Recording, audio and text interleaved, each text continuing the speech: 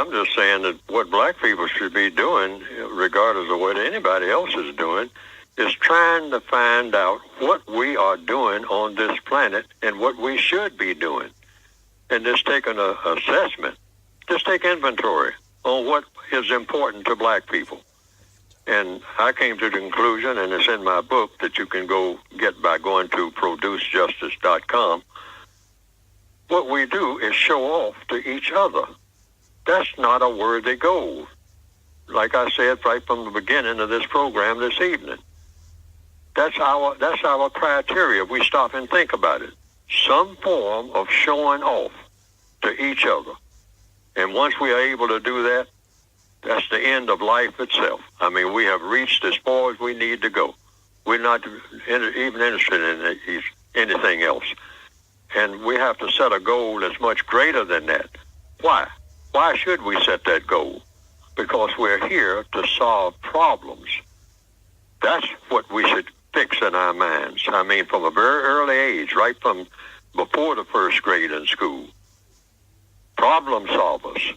Not problem makers, but problem solvers. And learn the science of solving every problem without making another problem. The slogan in the code book is, solve problems without making any. See, sometimes you can solve one problem, and in the process of solving one problem, you make 3 new problems. Many of us do that. I've done it. Sometimes I guess I do it now, because I'm not aware of the problem that I'm making, all right, in solving one problem, and then wind up with 3 problems, okay? Solve problems without making any. When we get up in the morning and go to bed at night, we should have that fixed in our minds. What are we here for on this planet, regardless of what anybody else is doing or not doing? Donald Trump or anybody else who comes and goes. What are we here for? Each and every day, figure out a way to solve a problem. Might be a little small problem. I mean, just, why did the chicken cross the road to get to the other side? All right, that might be the problem. I mean, even a chicken knows that.